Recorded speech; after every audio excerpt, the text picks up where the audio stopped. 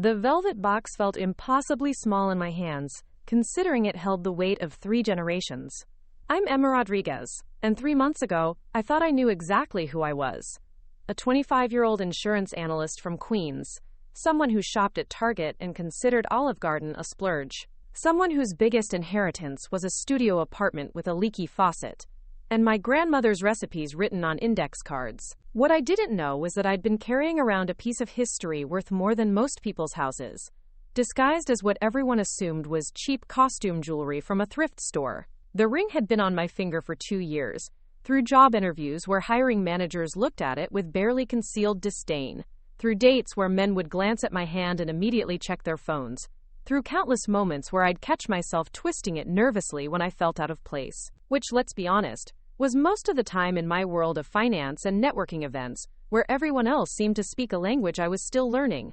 But that night at the Metropolitan Business Alliance gala changed everything. One moment I was standing there, red-faced and humiliated, listening to some executive mock my costume jewelry in front of a crowd of the city's financial elite. The next moment, a world-renowned museum curator was examining my ring with a jeweler's loupe, and her face had gone completely white. What she said next didn't just shock everyone in that ballroom.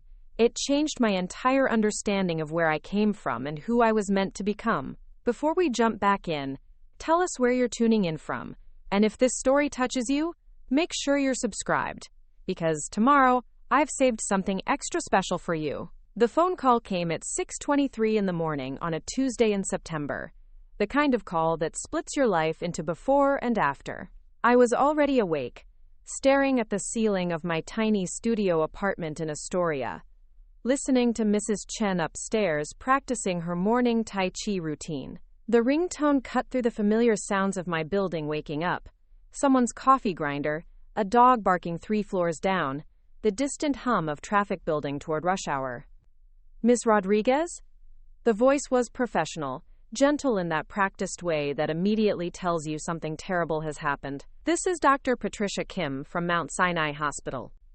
I'm calling about your grandmother, Rosa Delgado. I already knew.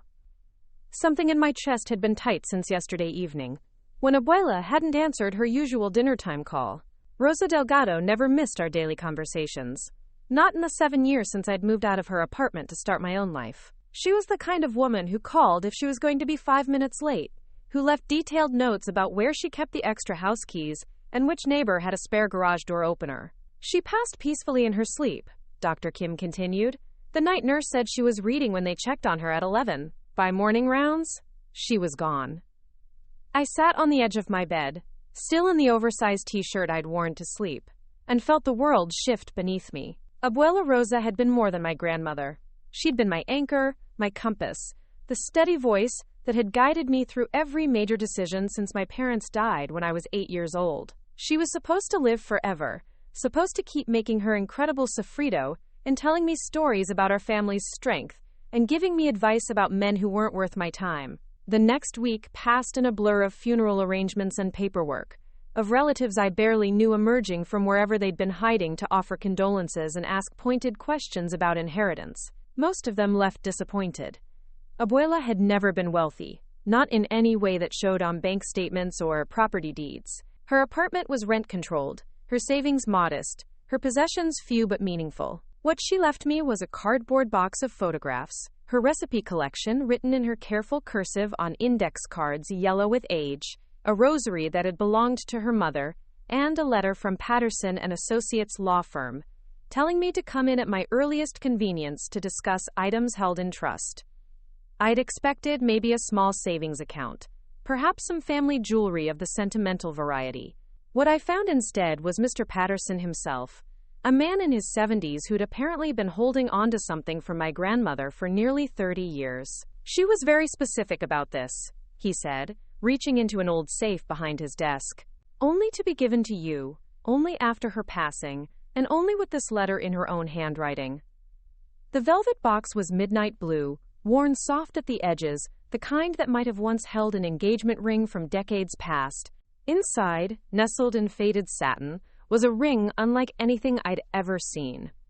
The band was silver, but not the bright, polished silver of modern jewelry. This was darker, heavier, with an almost pewter-like patina that spoke of age and handling. The stone was what caught my attention. Not a traditional cut gemstone, but something that looked almost organic, like a large pearl that had been shaped by time and pressure rather than by human tools.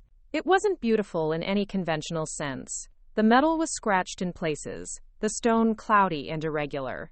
If I'd seen it in a vintage shop, I might have walked past it entirely. But there was something about the weight of it, the way it seemed to hold light differently than modern jewelry, that made me slip it onto my right ring finger almost without thinking. It fit perfectly. The letter from Abuela was written in English, which surprised me. She usually wrote to me in Spanish, saving English for formal occasions. "My dearest Emma," it began, "this ring has been in our family longer than anyone can remember. My grandmother wore it, and her grandmother before her. It came with us from the old country, hidden away during times when having beautiful things could be dangerous. I have worn it only on special occasions, keeping it safe for you. Do not let anyone tell you it is worthless, simply because they do not understand its value. Some people only see what glitters. Others recognize real treasure when they find it. You are real treasure, Mija. Never forget that." I read the letter 3 times before putting the ring back in its box. Back home in my apartment, I placed the box on my dresser next to the photographs and tried to continue with my life as if everything hadn't fundamentally changed. But grief has its own timeline, its own logic. Some days I felt fine, capable, like I could honor Abuela's memory by living fully and pursuing my goals. Other days I could barely get out of bed, overwhelmed by the silence where her voice used to be. The ring sat in its box for 2 weeks before I finally put it on again, this time intending to wear it to work. I was 23 then, 6 months into my first real job out of college at Hamilton Insurance, a mid-sized firm in Midtown that specialized in commercial policies for small businesses. It wasn't glamorous work, but it was steady, professional, and came with health insurance and a 401k that I was still learning how to navigate. My supervisor, Jennifer Martinez, was a first-generation college graduate like me, someone who understood the particular challenges of trying to build a career when you're the first person in your family to work in an office environment. The ring drew attention immediately. Not positive attention. Curious glances, whispered comments, the occasional direct question about where I'd gotten it. My coworkers were mostly kind people, but there was an undercurrent of class consciousness that I was still learning to navigate. Most of them had grown up in different circumstances than I had, with parents who worked in finance or law or medicine, who taught them the unspoken rules about professional presentation and appropriate accessories. "It's interesting," my cubicle neighbor Sarah said on my first day wearing it, her tone carefully neutral. "Very vintage." I learned to read those pauses, the spaces between words where judgment lived. Very vintage meant old-fashioned, possibly outdated. Interesting meant unusual, probably inappropriate. The ring became a constant source of low-level anxiety, a reminder that I was still figuring out how to belong in this world of business, casual, and networking happy hours.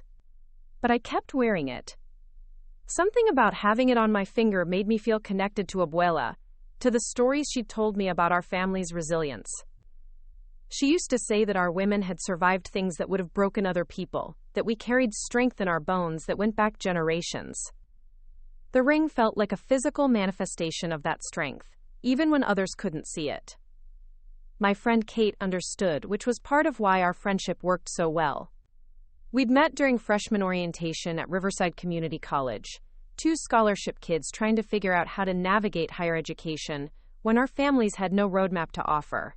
Kate was studying art history with dreams of working in museums someday, while I'd chosen business as the most practical path toward financial stability. "You know what I love about that ring?" Kate said one evening as we shared takeout Chinese food in my apartment. "It doesn't apologize for itself. It just exists, fully and completely, whether people appreciate it or not." Kate had a way of seeing things that cut straight to the heart of matters. She was the kind of friend who noticed when you were hiding parts of yourself, who called you out when you were shrinking to make other people comfortable. She'd grown up in foster care, bouncing between families who treated her education as an inconvenience rather than a priority. By the time she aged out of the system at 18, She'd learned to rely on herself in ways that made her both fiercely independent and deeply loyal to the few people she allowed into her inner circle. "I think your grandmother knew exactly what she was doing when she left you that ring," Kate continued, using her chopsticks to steal a piece of broccoli from my container. "She was telling you to take up space, to be present in rooms where people might not expect you to belong." I wanted to believe that, but wearing the ring in professional settings continued to be a source of subtle stress.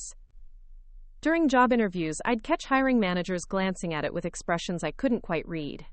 On dates, men would ask about it in ways that felt like tests. Was I the kind of woman who understood quality, who could recognize real value when I saw it? The implication was always that the ring looked like something from a costume jewelry collection, and by extension, that I was someone who didn't know the difference. The worst incident happened during my second year at Hamilton, when I was interviewing for a promotion to senior analyst. The position would have meant a significant salary increase and the opportunity to work directly with the firm's largest commercial clients. I'd prepared for weeks, researching industry trends and practicing my presentations with Jennifer's help. The interview was going well until the moment the hiring committee noticed my ring. There were 3 people on the panel: Robert Chen, the department head, Lisa Morrison, a senior partner, and David Kim, who managed our highest value accounts. I'd been answering questions about risk assessment and client retention strategies when Lisa's eyes drifted to my hands, which were folded on the conference table. "That's an unusual piece of jewelry," she said, interrupting my response about market analysis. Her voice carried just enough curiosity to seem innocent, but there was something else underneath, a testing quality that made my stomach tighten. "It's a family heirloom," I replied, trying to keep my voice steady and professional. "Interesting," Robert said, leaning forward slightly. "In our industry, clients often form impressions based on presentation details. They expect their account managers to understand quality, to demonstrate good judgment in how they present themselves." The implication was clear, and it hit me like a physical blow. The ring that connected me to my grandmother, that represented generations of my family's history, was being evaluated as a professional liability. I finished the interview, but I could feel the shift in energy, the way the panel's questions became more perfunctory, less engaged. I didn't get the promotion.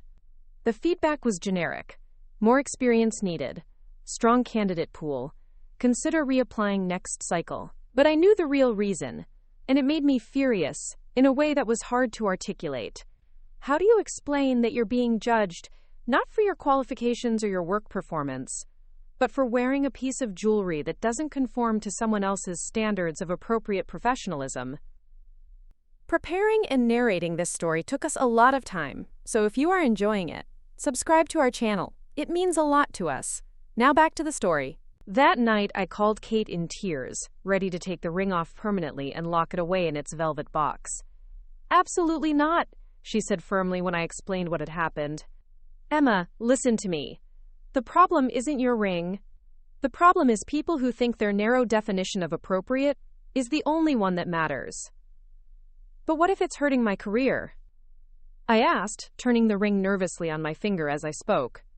"What if I'm sabotaging myself by being stubborn about this? Or, what if you're being authentic in a world that needs more authenticity?" Kate countered.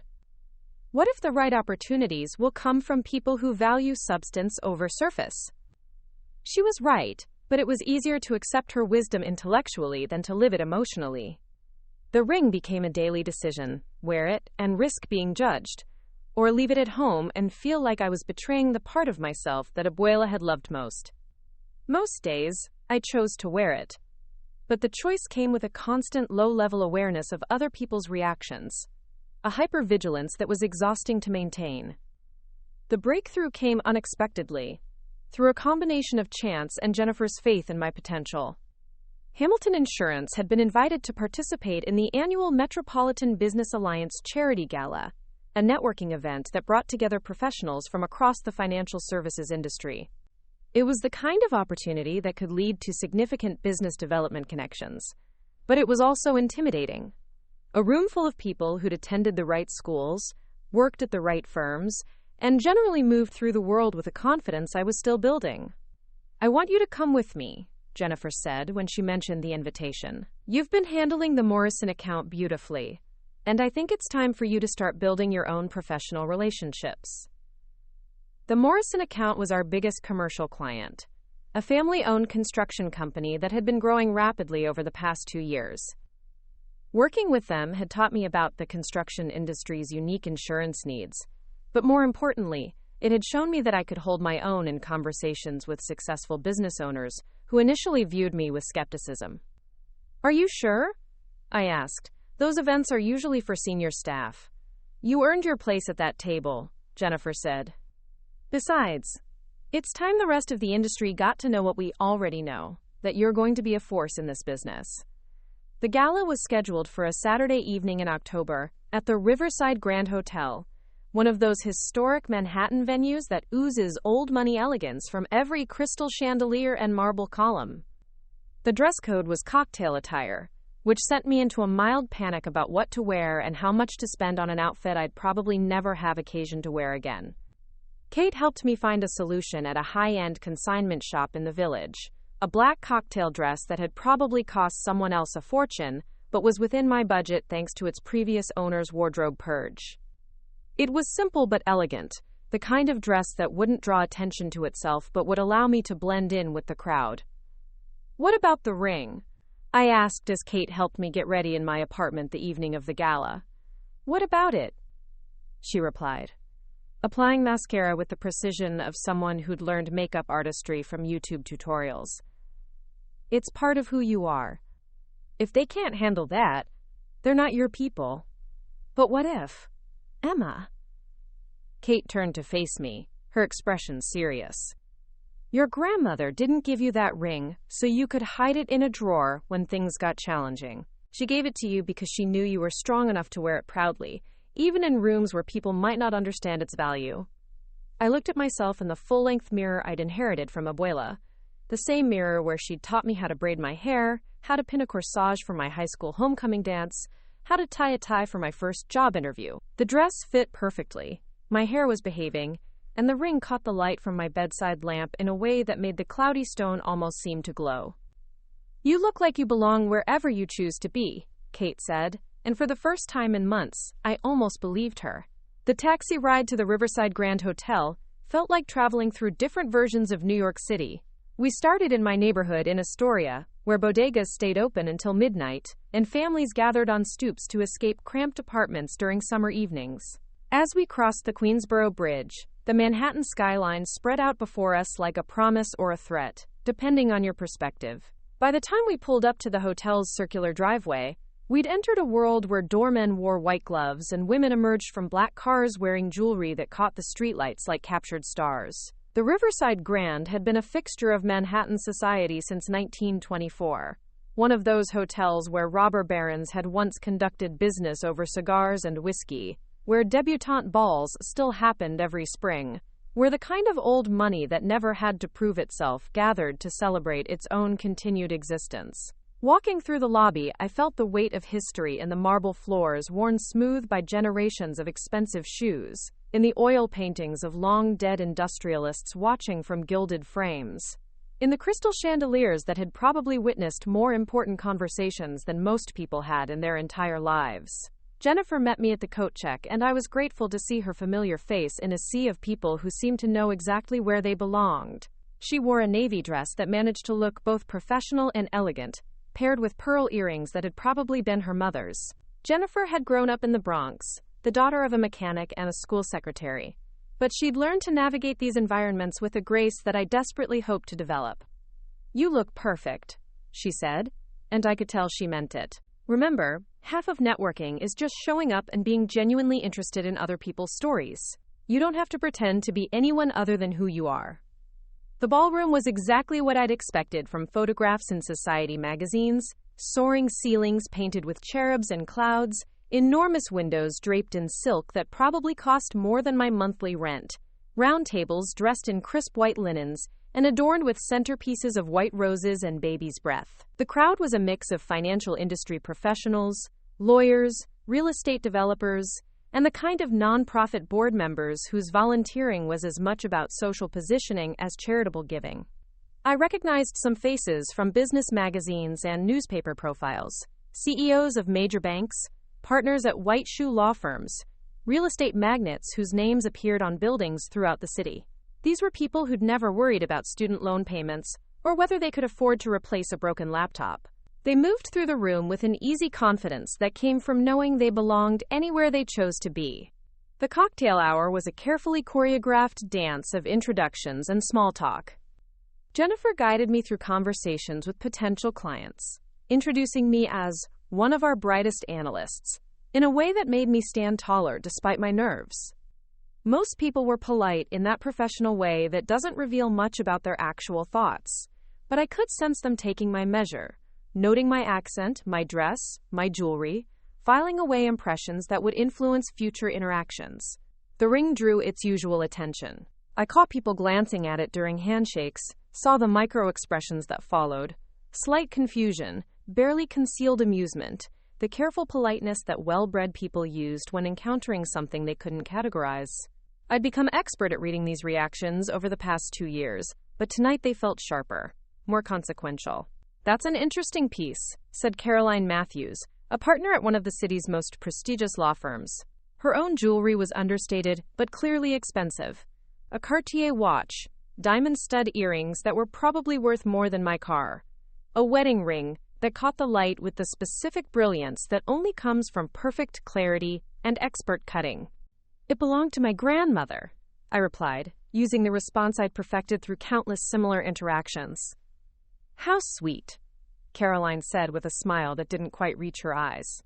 Vintage pieces can be so charming, even when they're not particularly valuable. The dismissal was subtle but unmistakable, delivered with the kind of practiced kindness that wealthy women use to maintain social harmony while establishing hierarchy. I smiled and nodded, hating how small her words made me feel, how they reinforced every insecurity I'd carried into this room. As the evening progressed, I found myself hyper-aware of the ring's presence on my finger. During dinner, I caught myself positioning my hands carefully to minimize its visibility. When reaching for my water glass, I'd turn slightly to keep the stone facing down. It was exhausting, this constant self-monitoring, this internal calculation of how much of myself to reveal and how much to hide.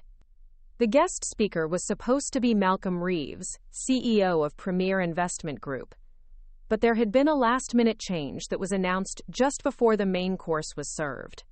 Instead, we would be hearing from Dr. Helena Ashford, Senior Curator of European Decorative Arts at the Metropolitan Museum of Art. I knew the name from Kate's enthusiastic descriptions of museum exhibitions we'd attended together. Dr. Ashford was something of a legend in the art world, known for her ability to authenticate historical pieces and expose forgeries with equal precision. She'd been responsible for several high-profile discoveries over the past decade, including a Renaissance painting that had been hanging in someone's dining room for 40 years before being identified as a lost masterpiece worth millions. "She has an incredible eye," Kate had told me after we'd attended a lecture Dr. Ashford had given about medieval jewelry at the Met the previous spring.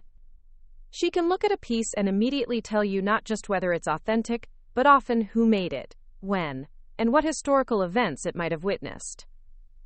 Dr. Ashford took the podium with the quiet authority of someone accustomed to speaking to rooms full of important people. She was probably in her early 60s, with silver hair pulled back in an elegant chignon, and the kind of understated but expensive clothing that marked her as someone who moved easily between academic and social circles. "Good evening," she began, her British accent lending additional gravitas to her words.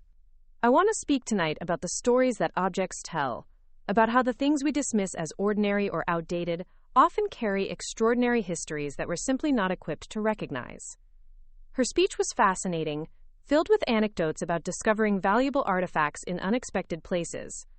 A medieval manuscript used as kindling in a farmhouse fireplace, a Roman coin collection stored in a coffee tin in someone's garage, a Renaissance necklace that had been sitting in a pawn shop for 20 years before any. "The challenge," Dr. Ashford continued, "is that we live in a world that often confuses newness with value, that assumes anything old or unfamiliar must be worthless. We've trained ourselves to recognize only certain markers of quality, to trust only particular sources of authentication. But history doesn't always announce itself in ways we expect. I found myself hanging on every word, thinking about Abuela's stories of our family's history, about things that had been passed down through generations without anyone understanding their full significance. Dr. Ashford's message resonated with something deep in my chest, a validation of the feeling I'd carried about the ring despite everyone else's skepticism. After the speech, the evening moved into its final phase. More networking, more cocktails, more careful conversations designed to build professional relationships and establish social standing. Jennifer had been pulled into a discussion with several potential clients, leaving me to navigate the crowd on my own for the first time all evening. That's when I encountered Patricia Wells. I recognized her immediately from her LinkedIn profile and the company website photos I'd studied obsessively 2 years earlier when I'd been interviewing at Morrison Financial Group. Patricia was a senior vice president there, known for her sharp business acumen and her equally sharp tongue. She was probably in her mid-40s, with the kind of polished appearance that came from regular appointments at expensive salons and personal shoppers who understood exactly how to dress for maximum impact. "Emma Rodriguez," she said when I introduced myself, her eyes lighting up with recognition. "Of course you interviewed with us a while back. For the junior analyst position, if I remember correctly." "That's right," I said, surprised that she remembered me at all. "About 2 years ago." Right, Patricia nodded, accepting a fresh glass of champagne from a passing waiter. "We went with someone else for that role, didn't we? Someone with a bit more polish, I believe." The word polish hung in the air between us, loaded with implications that I was probably supposed to pretend I didn't understand. But I'd learned to recognize coded language over the past few years, the way people in professional settings used euphemisms to express judgments they couldn't state directly. "Yes," I said simply, not trusting myself to say more without revealing the hurt that still lived in that memory. "Well, I'm sure things worked out for the best," Patricia continued, her attention drifting momentarily to something over my shoulder before returning to my face. "These positions require a certain level of sophistication, an understanding of how to present oneself to high-net-worth clients who have very particular expectations." She was being cruel in the particular way that successful people sometimes were, using their position to remind others of their place in the hierarchy. I could feel heat rising in my chest, the familiar mixture of anger and shame that came with being dismissed by someone who'd never bothered to understand my qualifications or potential. "Hamilton Insurance has been a great fit," I managed to say, proud that my voice remained steady. "I've learned a tremendous amount working with commercial clients." "Oh, Hamilton," Patricia said with a slight smile. "Yes, they do good work with small businesses, don't they? Very practical." Again, the pause before the final word, the subtle implication that practical was somehow lesser than whatever Morrison Financial Group considered itself to be. I was beginning to understand why Jennifer had warned me that these events could be as much about establishing pecking orders as building genuine professional relationships. That's when Patricia noticed the ring. I'd been gesturing while speaking, and the movement had caught her attention. Her eyes dropped to my hand, taking in the silver band and cloudy stone with the kind of assessment that felt like being examined under a microscope. "What an unusual piece of jewelry," she said, her voice taking on a different quality, more focused, more openly curious. "Where did you find it?" "It was my grandmother's," I replied, using my standard response but feeling less confident than usual. There was something in Patricia's tone that suggested she was building towards something, gathering information for a purpose I couldn't yet identify. "How interesting," Patricia said, reaching out as if to take my hand for a closer look. "May I?" I extended my hand reluctantly, uncomfortable with the scrutiny but not sure how to refuse without seeming rude. Patricia examined the ring closely, turning my hand to catch the light from different angles, her expression growing more amused with each passing moment. "This is fascinating," she said loudly enough that several people nearby turned to look. "Really quite remarkable." Her tone had shifted again, and I realized with growing dread that she was preparing to make some kind of pronouncement about the ring. The small group of people around us had grown larger, drawn by the curiosity that always accompanied any kind of spectacle at these events. "I have to ask," Patricia continued, still holding my hand up for examination, "where exactly did your grandmother acquire this piece? Was it perhaps from a costume jewelry collection?" Or maybe a vintage shop that specialized in reproductions. The questions hit like small slaps, each one designed to establish that the ring was worthless while maintaining plausible deniability about any intent to humiliate. I could see the understanding dawning on the faces around us. This was entertainment. A moment when someone who didn't quite belong was about to be exposed as exactly what they appeared to be. Hash. Part 3. The circle of people around us had grown to include about 8 or 9 individuals, all watching with the kind of polite attention that preceded either genuine curiosity or social demolition. I recognized several faces from earlier conversations. Caroline Matthews, the law firm partner who'd already dismissed my ring as charming but worthless. Robert Chen from the Hamilton Insurance interview panel. Several people whose names I couldn't remember, but whose expensive clothing and confident postures marked them as members of the inner circle I'd been trying to infiltrate all evening. Patricia still held my hand, positioning it so the ring caught the ballroom's crystal chandelier light. She was playing to her audience now, and I could see the calculation in her eyes as she prepared to deliver whatever crushing verdict she'd reached about my grandmother's legacy. "You know," Patricia said, her voice carrying that particular tone wealthy people used when they were about to educate someone about their own ignorance. "I've actually seen quite a few pieces like this over the years. There was a whole trend in the 1950s and 60s of creating costume jewelry that mimicked historical styles. Very popular with working-class families who wanted something that looked substantial but couldn't afford genuine antiques." She released my hand with a small flourish, as if she'd just completed a public service by identifying a particularly obvious fraud.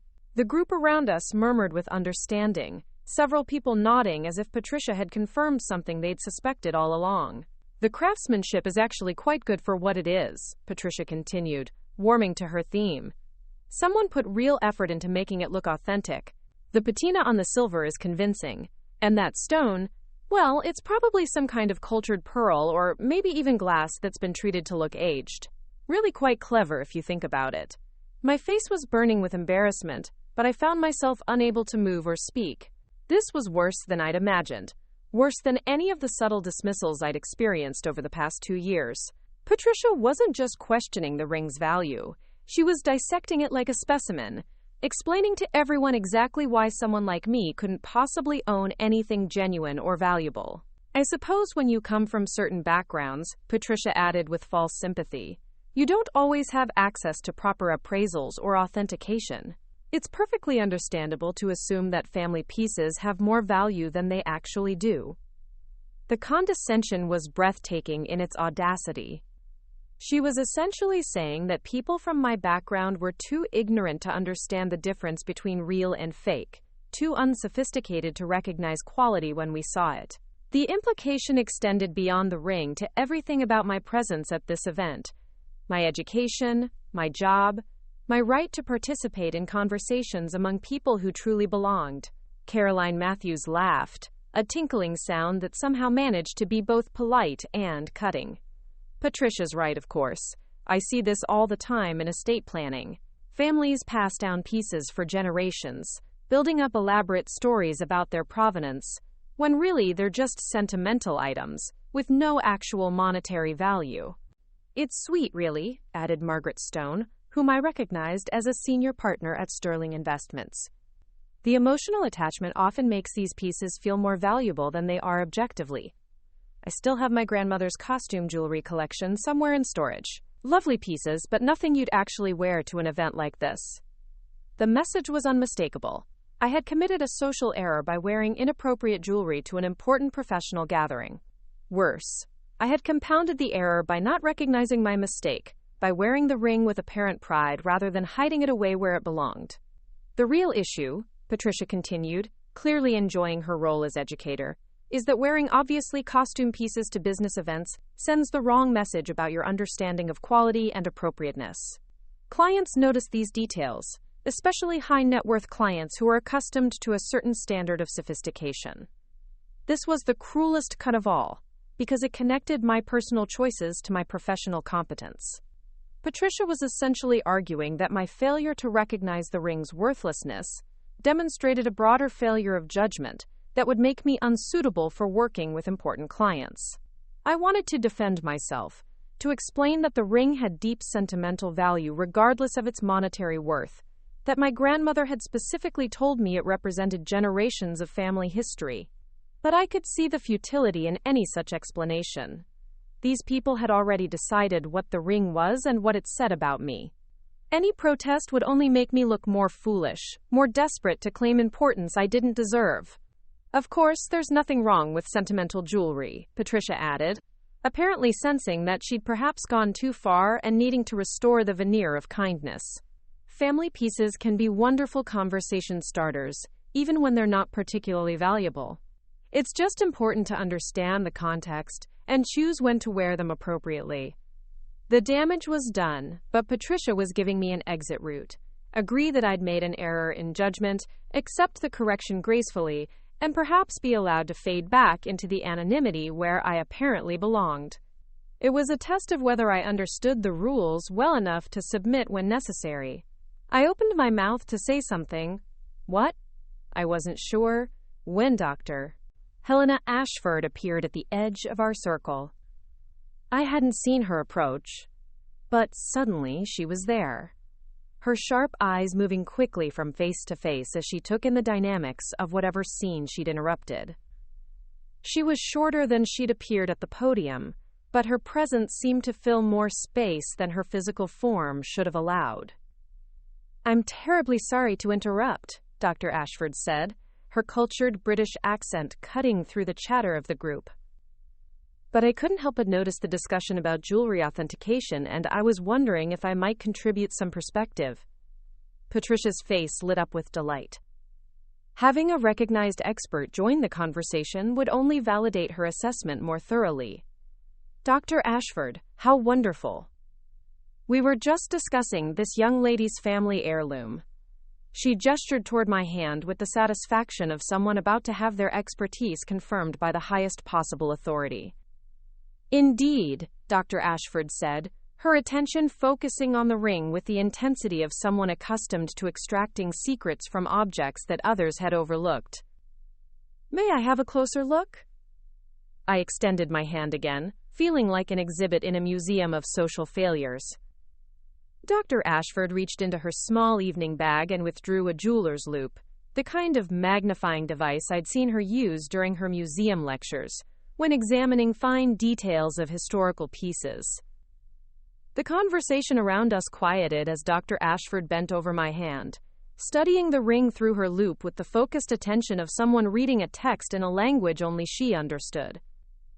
She turned my hand to catch the light from different angles, examining not just the stone but the band itself, the tiny details that I'd never really noticed despite wearing the ring daily for 2 years. The silence stretched longer than felt comfortable. Patricia shifted slightly beside me, perhaps beginning to wonder whether her confident assessment might be premature. Carolyn Matthews checked her watch, as if to suggest that this level of scrutiny was unnecessary for what was obviously a routine identification of costume jewelry. Dr. Ashford straightened up slowly, her expression unreadable. She looked around the group, then back at the ring, then at me with an intensity that made my stomach tighten with anxiety. Well? Patricia asked, her voice carrying just a hint of impatience.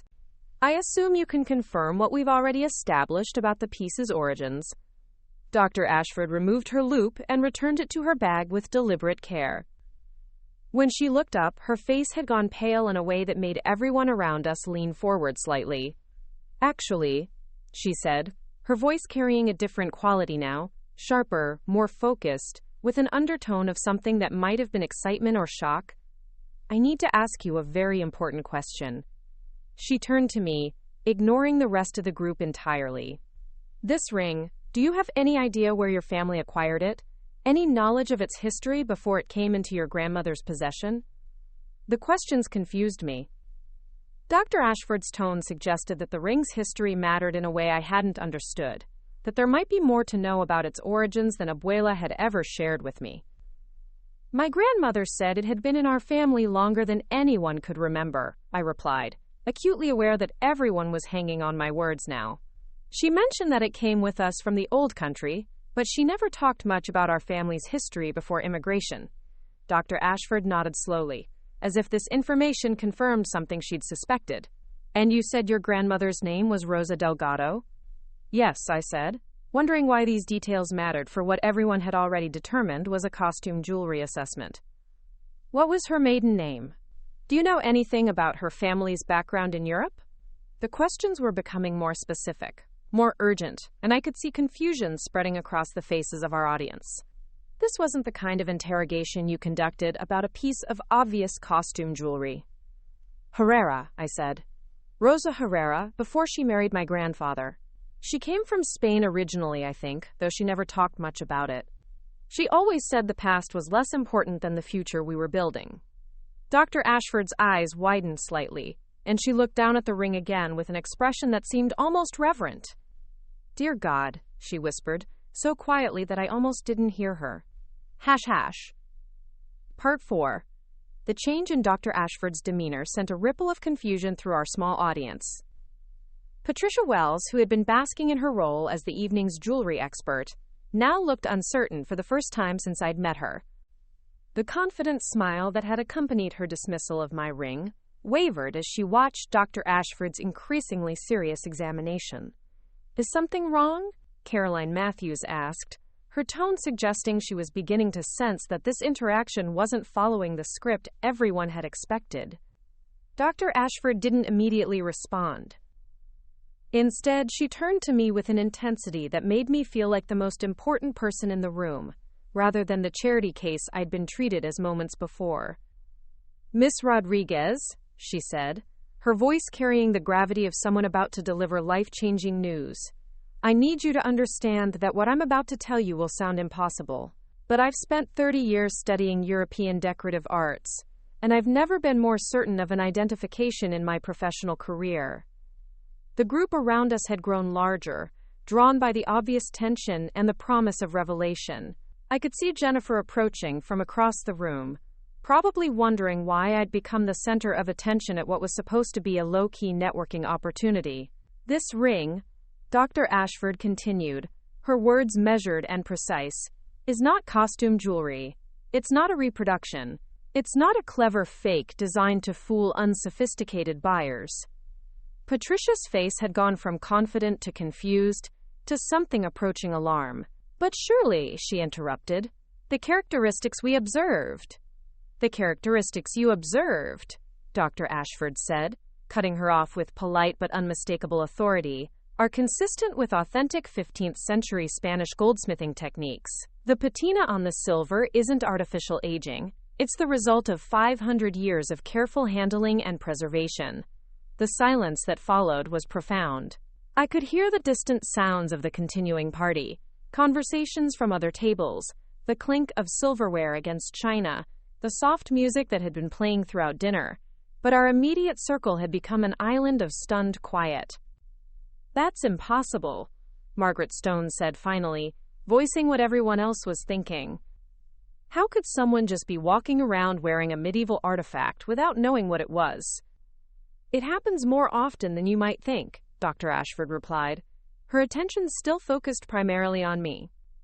"Immigration often involved families carrying whatever valuables they could hide or disguise. Precious objects were sometimes passed down through generations without anyone understanding their full historical significance." She gestured toward my hand, which I realized was trembling slightly. "The stone isn't a pearl at all. It's what we call a Baroque pearl, but specifically, it's a natural pearl that formed in an unusual shape. These were highly prized in medieval jewelry because of their rarity and the way they caught light differently than more conventional stones." Dr. Ashford's voice grew more animated as she continued, the academic in her clearly excited by the discovery. "The metalwork is extraordinary. See these tiny engravings around the band? That's not decorative wear from handling. Those are deliberately carved symbols, probably representing family lineage or religious devotion. The techniques used to create this level of detail were closely guarded secrets among master craftsmen." I stared at my hand as if seeing the ring for the first time.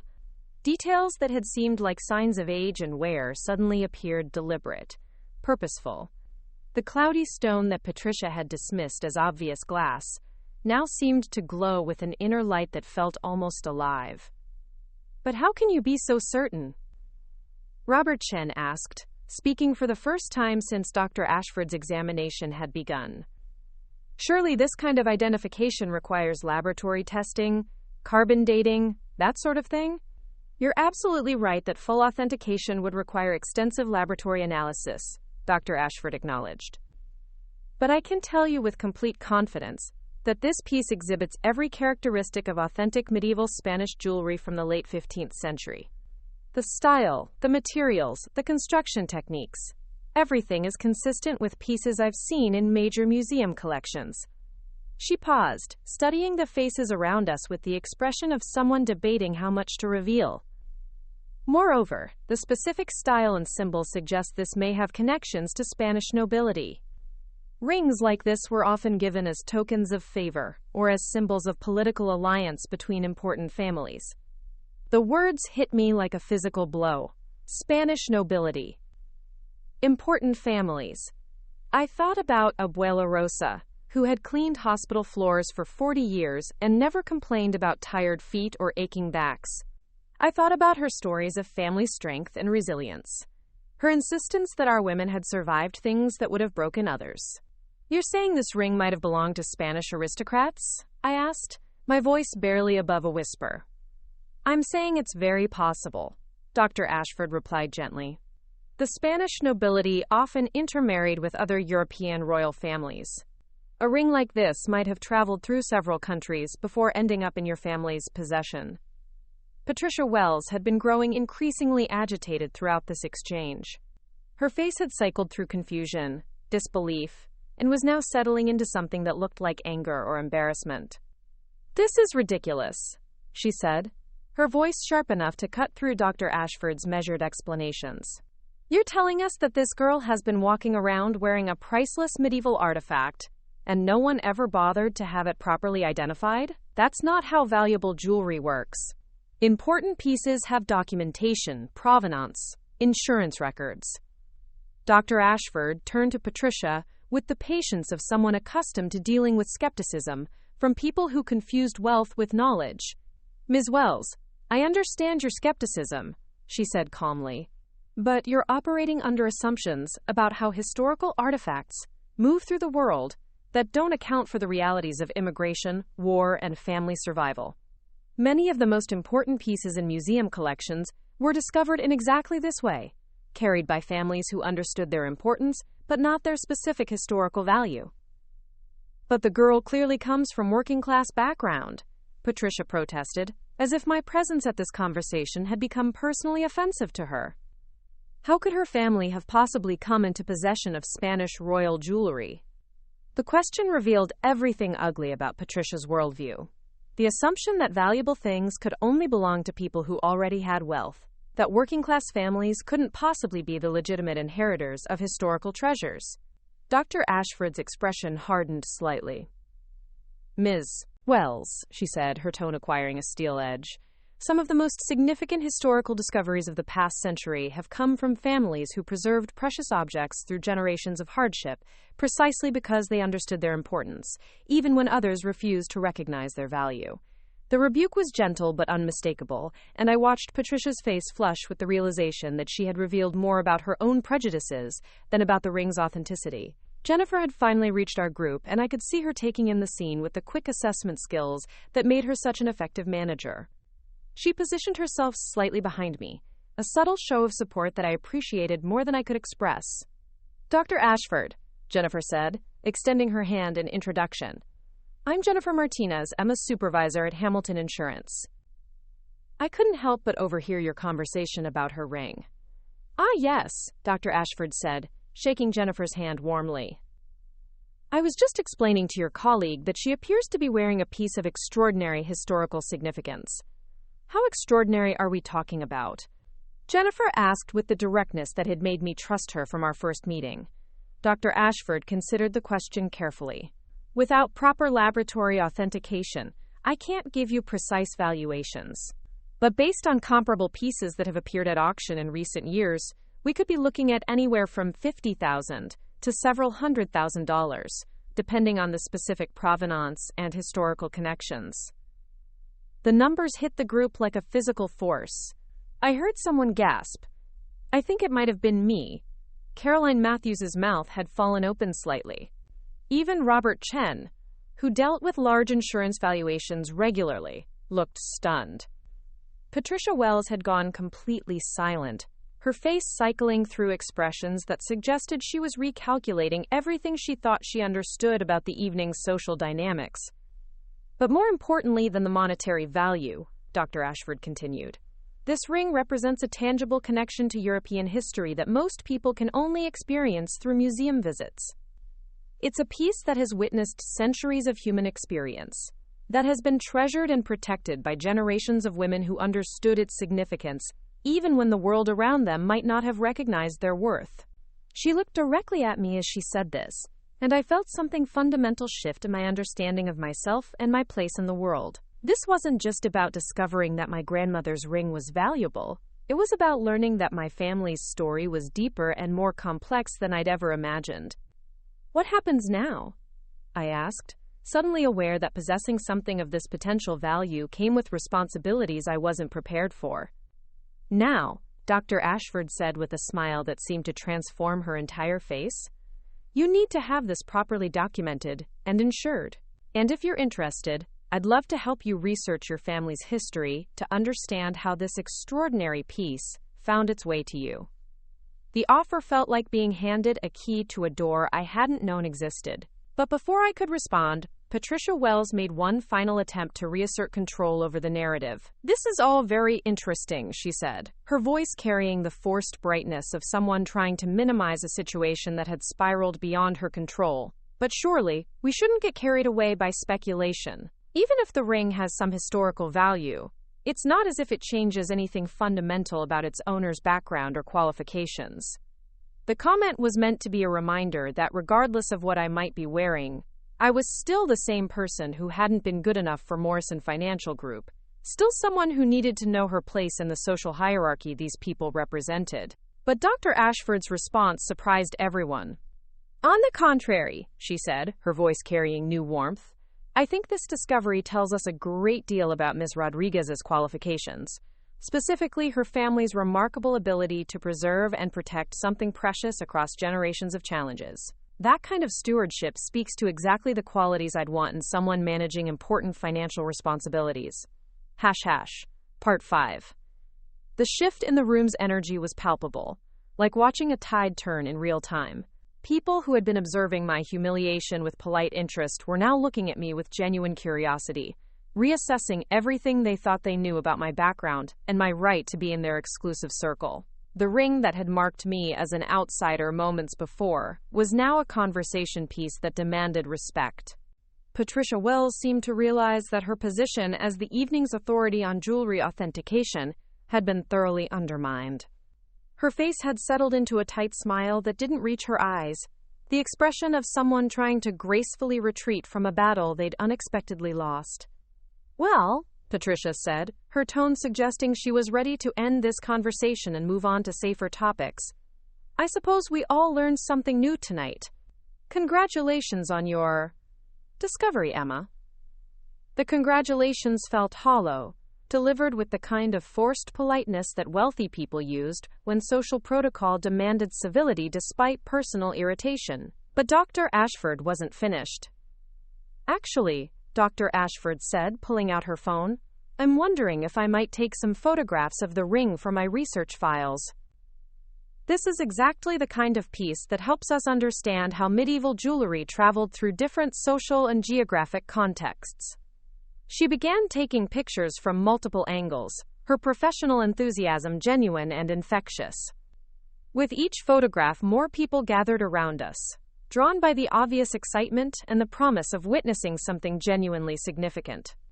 The preservation is remarkable, Dr. Ashford murmured as she worked, speaking partly to me and partly to the growing audience.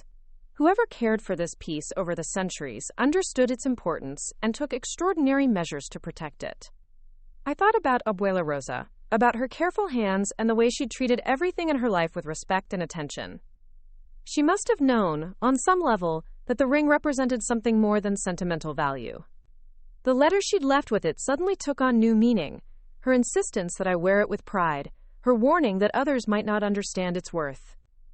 "Dr. Ashford," I said, surprised by the steadiness of my own voice, "would it be possible to learn more about the ring's history? About how it might have come into my family's possession?" "Absolutely," she replied, her eyes lighting up with the enthusiasm of someone who lived for exactly these kinds of historical mysteries. "The museum has extensive archives of Spanish noble families and their possessions. We also have connections with researchers in Madrid and Seville who specialize in tracking the movement of aristocratic artifacts during periods of political upheaval." She handed me her business card, a gesture that felt both professional and personally significant. "I'd love to help you research your family's background. Stories like yours are exactly why I became a curator, discovering how ordinary people have preserved extraordinary pieces of history." The word ordinary stung slightly, until I realized that Dr. Ashford wasn't using it as a dismissal. She was acknowledging that my family's working-class background made our stewardship of this ring even more remarkable, not less so. Jennifer stepped closer to me, her presence a comforting reminder that I had allies in this room, who valued me for reasons that had nothing to do with inherited jewelry. "Emma," she said quietly, "we should probably think about getting this properly appraised and insured as soon as possible. Hamilton has relationships with several firms that specialize in high-value personal property." The practical considerations were beginning to hit me. If the ring was truly worth what Dr. Ashford suggested, I was carrying around more money than I'd ever imagined possessing, with no security beyond the assumption that it was worthless costume jewelry. "I can recommend several appraisers who specialize in historical pieces," Dr. Ashford offered. "The important thing is to work with someone who understands the cultural and historical context, not just the monetary value." As we spoke, I became aware that our conversation had attracted attention from throughout the ballroom. Word was spreading in the way that gossip moves through wealthy social circles, quickly, efficiently, and with growing embellishment at each retelling.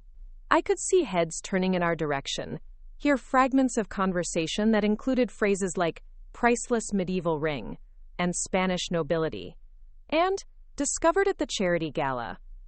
Margaret Stone, who had earlier dismissed my ring as obviously costume jewelry, was now hovering at the edge of our group, with the determined persistence of someone trying to insert herself into a suddenly important story.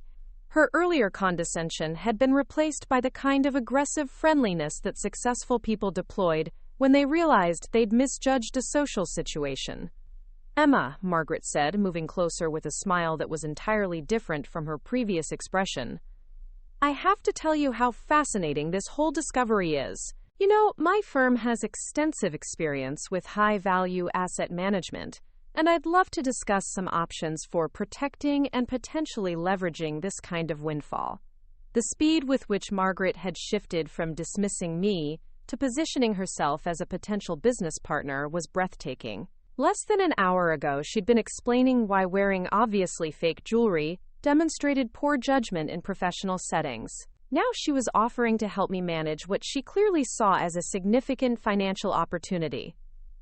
But it was Patricia Wells's transformation that struck me as most revealing. She had withdrawn slightly from our immediate circle, but remained close enough to hear every word of Dr. Ashford's explanations. Her face had gone through several distinct phases: initial disbelief, growing concern, obvious embarrassment, and now something that looked like damage control. "You know," Patricia said, speaking loudly enough for everyone around us to hear, "I have to admire how gracefully Emma handled our little discussion earlier. Not everyone would have remained so composed when their family heirloom was being questioned." The revisionist history was stunning in its audacity. Patricia was now framing her systematic humiliation of me as a mere questioning of my jewelry, suggesting that she had been conducting some kind of reasonable inquiry rather than delivering a public lecture on my social inadequacy. "It just goes to show," Patricia continued, warming to her new narrative, "that you can never really know the full story behind someone's background or possessions. I've always believed in keeping an open mind about these things." Dr. Ashford, who had witnessed the entire previous exchange, raised an eyebrow at this reinvention, but said nothing. Her diplomatic silence somehow made Patricia's backtracking even more obvious to everyone listening. The crowd around us had grown to include nearly 20 people, transforming our corner of the ballroom into the evening's main attraction. I recognized several faces from the business magazines Jennifer sometimes left in the office break room. CEOs, managing partners, the kind of people whose decisions affected thousands of employees and millions of dollars in assets. All of them were now looking at me with genuine interest, asking questions about my family history and the ring's possible provenance. The attention was overwhelming and surreal, like suddenly finding myself at the center of someone else's life. "The Spanish connection is particularly intriguing," said David Blackwood, whom I recognized as the founder of one of Manhattan's most successful hedge funds. "My firm has done extensive work with European families managing generational wealth, and many of them have stories about valuable objects that were hidden or dispersed during various political upheavals." He was speaking to me with the kind of respectful attention that I'd watched him give to other important people throughout the evening, making eye contact, asking follow-up questions, treating my responses as worthy of consideration. The change from being ignored to being courted was disorienting. "Have you considered DNA testing to trace your European ancestry?" asked Maria Santos, a real estate developer whose projects had reshaped significant portions of the Manhattan skyline. "There are some fascinating new genealogical tools that can help connect family histories with historical records." The suggestions kept coming. Recommendations for researchers, offers to make introductions to European antiquities experts, invitations to private viewings at various museums and auction houses. People who had been politely indifferent to my existence an hour ago were now eager to be helpful, to insert themselves into what had become a compelling story. Jennifer caught my eye and gave me a small smile that I interpreted as both support and amusement. She was watching the social dynamics play out with the same analytical skills she brought to insurance risk assessment, and I could see her filing away observations about how quickly professional relationships could shift based on perceived value. Dr. Ashford finished taking her photographs and carefully handed my ring back to me. The simple gesture felt momentous, like being entrusted with something sacred after having it validated by the highest possible authority. "I'll begin researching the historical context immediately," she said, her voice carrying the excitement of someone embarking on a favorite type of project. "Medieval Spanish jewelry often has very specific regional characteristics that can help us narrow down its origins. The symbol work on your ring suggests connections to particular noble houses that we should be able to identify through museum archives. How long do you think the research might take?" I asked, still struggling to process the implications of everything I'd learned. "Initial findings within a few weeks," Dr. Ashford replied. "More comprehensive research could take several months, but I suspect we'll uncover some interesting connections fairly quickly. Rings like this don't appear in family collections by accident. They represent deliberate preservation across generations. The idea that my ancestors had made conscious decisions to protect this ring through centuries of upheaval and immigration gave me a new perspective on my family's story." Abuela Rosa's insistence on strength and resilience suddenly seemed connected to a much longer tradition of women who had faced impossible circumstances and found ways to survive while preserving what mattered most. As the evening continued, I found myself in conversations that would have been unthinkable earlier. Robert Chen, who had been part of the panel that denied me promotion at Hamilton, approached with obvious interest in continuing our discussion about risk assessment strategies. Caroline Matthews offered her business card and suggested lunch to discuss potential opportunities in estate planning. Even Margaret Stone managed to corner me for several minutes, discussing investment strategies for people who suddenly found themselves with unexpected assets. The ring had become a catalyst, transforming me from someone who was tolerated at the periphery of these professional circles into someone whose background and story commanded genuine attention. But the transformation felt strange and somewhat hollow. I was still the same person with the same qualifications and experience, but now I was being treated differently because of an accident of inheritance. Patricia Wells made one final attempt to rehabilitate her position before the evening ended. She approached me as people were beginning to collect their coats and make their goodbyes, her expression carefully composed into something meant to convey warm collegiality. "Emma," she said, extending her hand as if we were old friends, "I want you to know how much I enjoyed our conversation tonight. It's so refreshing to meet someone with such an interesting family history." the handshake felt like a test of my willingness to accept her revisionist version of our interaction. Patricia was offering me the opportunity to pretend that her earlier humiliation had never happened, to move forward, as if we'd had a pleasant discussion about historical jewelry, rather than a public examination designed to establish my inadequacy. It certainly was educational, I replied, choosing my words carefully. I learned a lot about different perspectives on authenticating family heirlooms. Patricia's smile tightened slightly at my refusal to completely absolve her of the evening's awkwardness, but she maintained her performance of professional friendliness. Well, I hope you'll keep Morrison Financial in mind if you ever decide to make a career change, she said, the offer clearly motivated by damage control rather than genuine appreciation of my qualifications. We're always looking for people with interesting backgrounds. The pause before interesting backgrounds revealed everything about Patricia's continued discomfort with my presence in her professional world. She was now willing to consider me for employment, but only because the ring had forced her to recalculate my potential value as a business asset. I appreciate the offer, I said, but I'm very happy at Hamilton Insurance. Jennifer has been an incredible mentor, and I've learned so much about building genuine relationships with clients who value substance over appearance.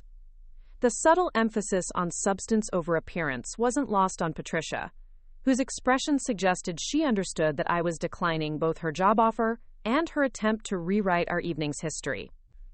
Dr. Ashford rejoined our conversation as it was winding down, carrying her evening bag and coat, but showing no signs of the fatigue that was beginning to affect most of the other guests. Miss Rodriguez, she said, I wanted to give you my direct contact information and schedule our first research meeting. I'm genuinely excited about this project. It's exactly the kind of discovery that reminds me why I became passionate about decorative arts history. Her enthusiasm felt authentic in a way that contrasted sharply with the calculated friendliness I'd been receiving from other people throughout the evening. Dr. Ashford's interest in the ring seemed motivated by genuine scholarly curiosity, rather than social positioning or potential business opportunities. I'd love that, I said, accepting her card and feeling a genuine spark of excitement about learning more about my family's history. Should I bring any documents or family records to our meeting? Anything you have would be helpful, Dr. Ashford replied. Immigration records, family photographs, even stories that might have been passed down through generations. Sometimes the most valuable historical information comes from family oral traditions that haven't been formally documented. As people began to leave, I found myself standing with Jennifer near the coat check, both of us processing what had been an unexpectedly eventful evening. The ballroom was emptying slowly, groups of people clustering near the exit to continue conversations that had been started over dinner. Well, Jennifer said with characteristic understatement, that was certainly more excitement than I expected from a networking event. I laughed, feeling emotionally drained but also exhilarated by everything that had happened. I keep thinking about my grandmother, about whether she knew what she was giving me. Her letter mentioned that others might not understand the ring's value, but I wonder if she understood the full historical significance. Maybe that's part of what we'll learn from Dr. Ashford's research, Jennifer suggested. But regardless of what your grandmother knew about the ring's monetary value, she clearly understood its importance to your family's story.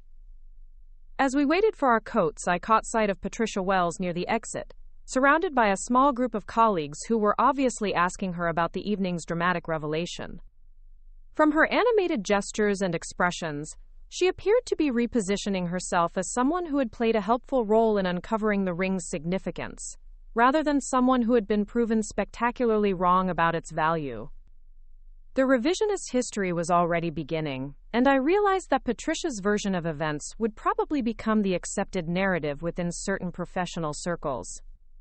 She would transform her public humiliation of me into a story about productive questioning that led to an important discovery, casting herself as a catalyst rather than an antagonist. But I found myself surprisingly unbothered by Patricia's spin on the evening's events. The truth of what had happened existed independently of how she chose to remember or retell it. More importantly, I had learned something fundamental about the difference between recognition and worth.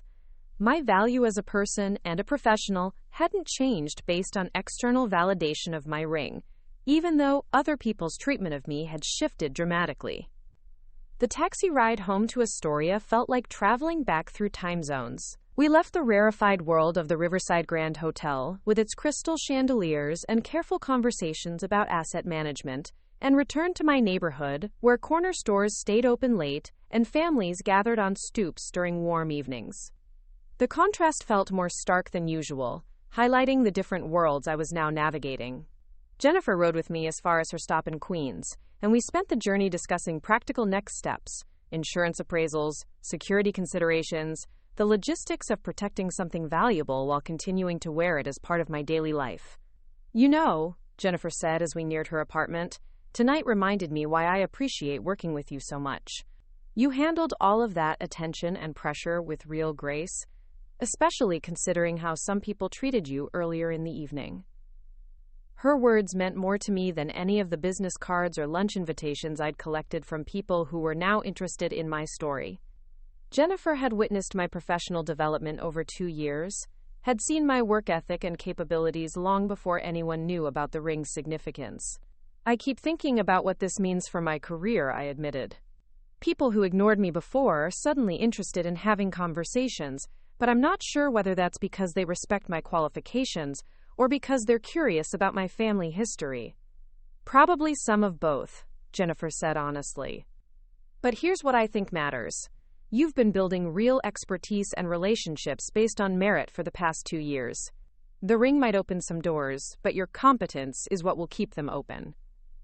After Jennifer got out, I sat alone in the taxi for the remaining ride to my apartment, turning the ring slowly on my finger and thinking about the evening's revelations. The metal felt heavier somehow, not because it had physically changed, but because I now understood the weight of history it carried. By the time I reached my building, exhaustion was setting in.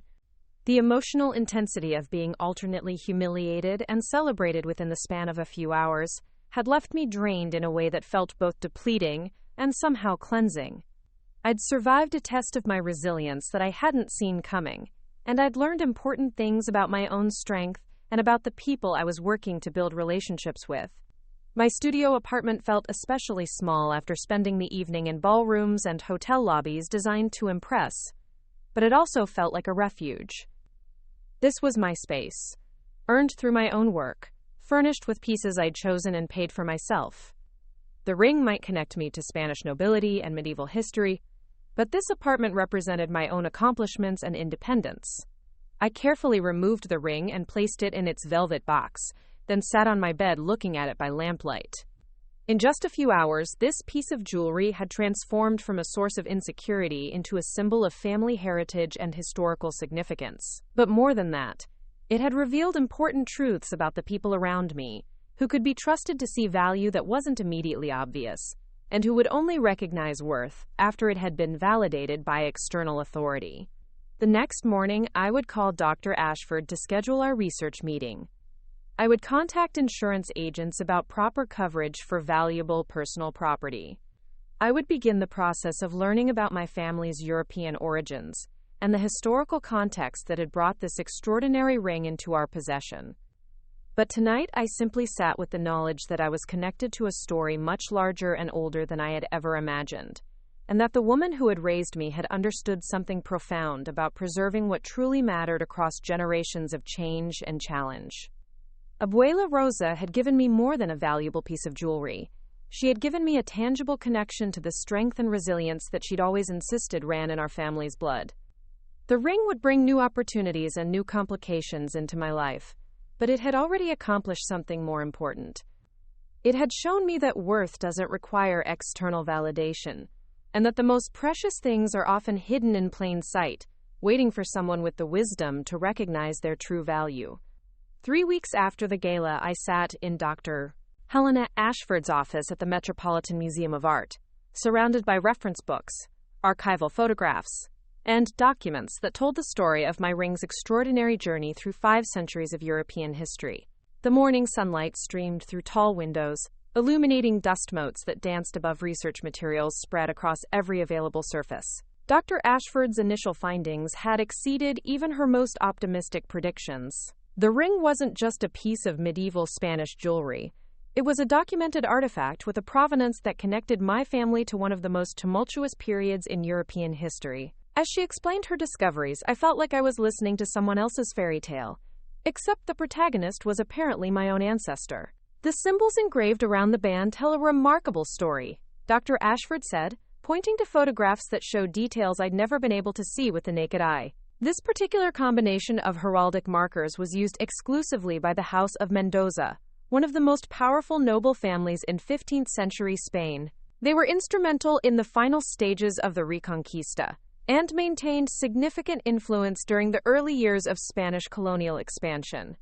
She pulled out a leather-bound volume that looked like it belonged in a medieval monastery.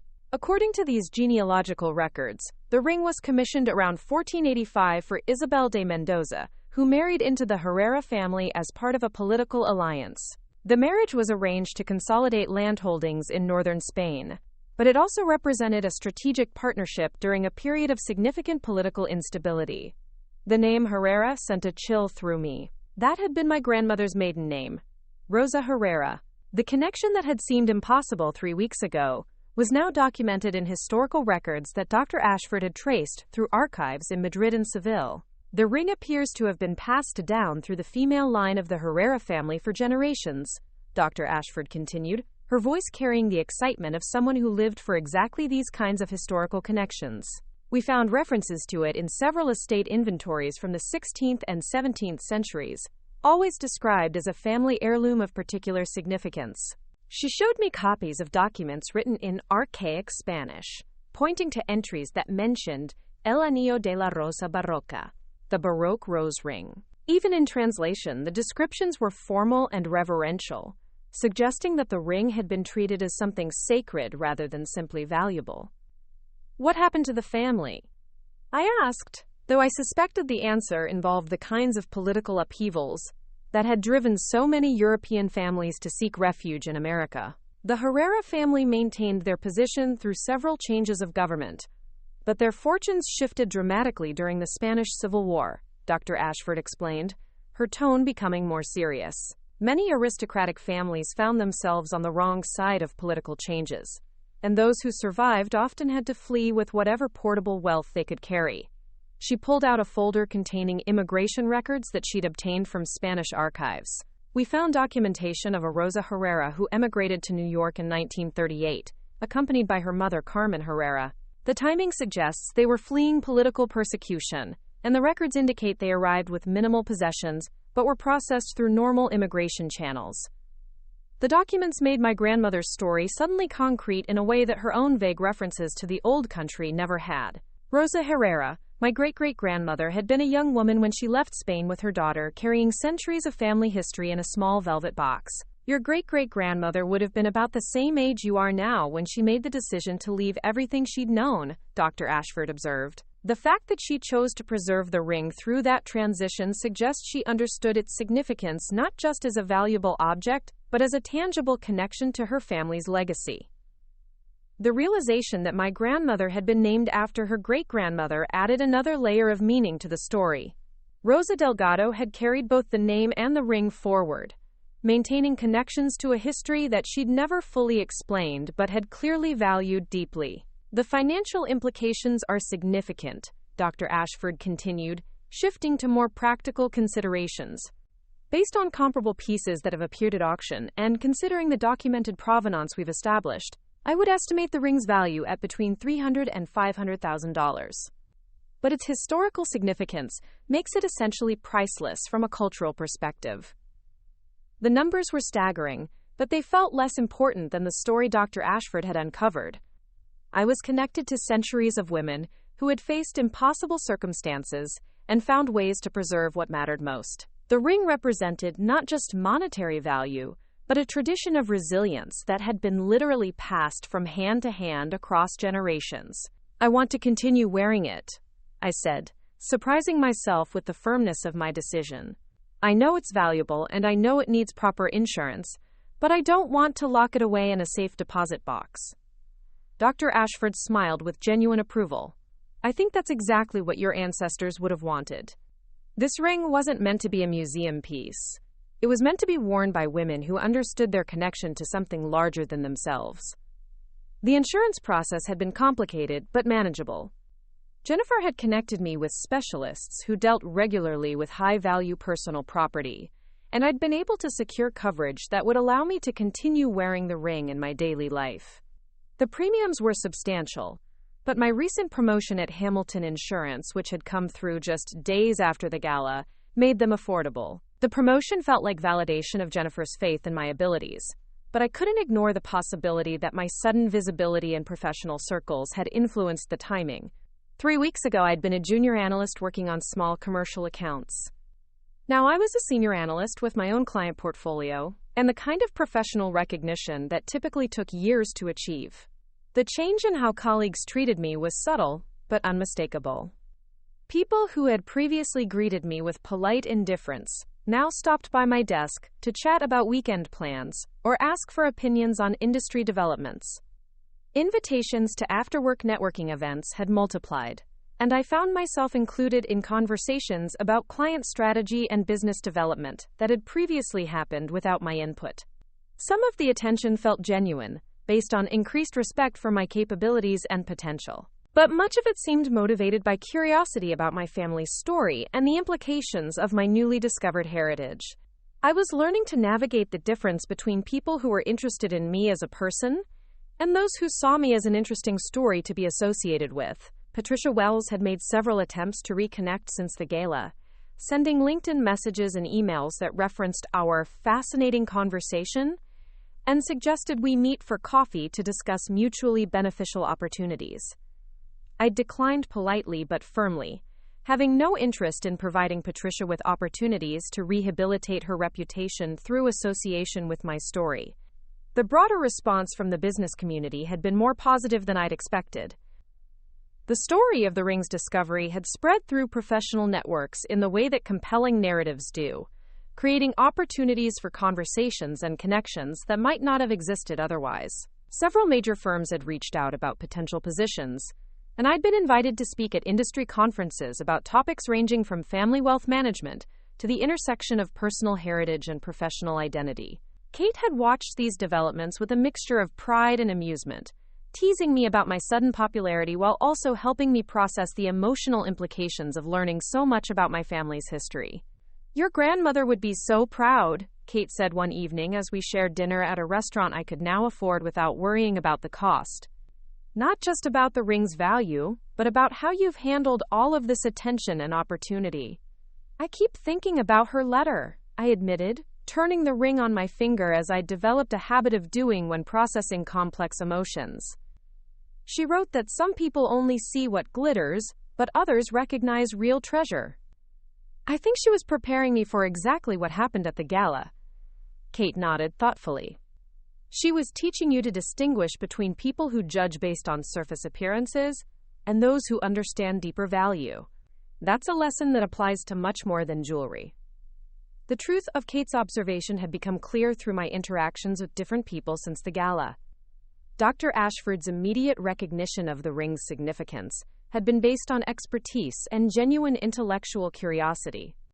Jennifer's consistent support had been grounded in her assessment of my character and capabilities. Patricia Wells's dismissal and subsequent attempts at reconciliation had been driven by social positioning and damage control. The ring had become a kind of social litmus test, revealing people's true priorities and values in ways that normal professional interactions might not have exposed. Those who treated me differently based on external validation of my family's heritage showed me exactly how shallow their respect had been from the beginning. But the most meaningful validation had come from unexpected sources. Mrs. Chen, my elderly upstairs neighbor who practiced Tai Chi every morning, had asked to see the ring when she'd heard about the discovery through neighborhood gossip. Her reaction had been immediate and emotional. She'd held my hand gently and told me that she'd always known I came from strong people, that it showed in how I carried myself and treated others. "Valuable things find their way to people who know how to treasure them," Mrs. Chen had said in her careful English. "Your grandmother chose well when she gave this to you." The comment had meant more to me than all the professional recognition and business opportunities combined. Mrs. Chen had recognized something in me that had nothing to do with inherited wealth or historical connections. She'd seen character traits that were independent of external circumstances.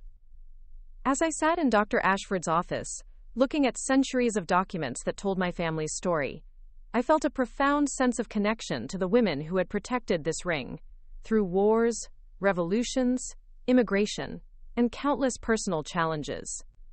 Each generation had faced circumstances that could have justified selling or abandoning the ring, but they had chosen preservation over immediate practicality. "There's one more thing I wanted to show you," Dr. Ashford said, pulling out a final folder that she'd saved for the end of our meeting. "We found this in the Barcelona archives. A letter written by Carmen Herrera to her sister in 1942, 4 years after she and your great-great-grandmother had arrived in New York. The letter was in Spanish, but Dr. Ashford had prepared a translation. As I read it, I felt the presence of my ancestors in a way that made the past feel immediate and personal.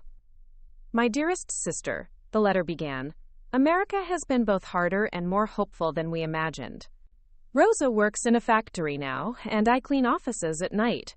But we have found dignity in honest work and kindness from people who understand what it means to start over. We have kept the ring safe, hidden away but not forgotten. Someday, when the world is more stable, it will pass to Rosa's daughter, and then to her daughter's daughter. They will carry our story forward, even if they don't know all the details. The ring will remind them that they come from women who survived impossible things." The letter continued with descriptions of daily life in New York, the challenges of learning English, the small communities of Spanish immigrants who had helped each other navigate their new country. But it returned repeatedly to the ring as a symbol of continuity and connection. "Rosa says the ring gives her strength when she feels lost," Carmen had written. "She wears it on special occasions, but mostly she keeps it safe for the future. She believes that our family's story is not ending. It is just beginning a new chapter." Reading those words, I understood that my recent discoveries were part of a much longer narrative about adaptation and survival. The ring had been preserved not just as a valuable object, but as a tangible reminder that difficult circumstances could be survived, and that family legacies could endure through radical changes. The woman who had worked in factories and saved every penny to create opportunities for her descendants had been part of the same tradition of strength that had enabled Spanish noblewomen to preserve their heritage through political upheaval. Different circumstances? Same underlying resilience. "I think your great-great-grandmother would be amazed by what you've accomplished," Dr. Ashford said as I finished reading the letter. "She preserved the ring so that future generations would have choices and opportunities that her circumstances didn't allow.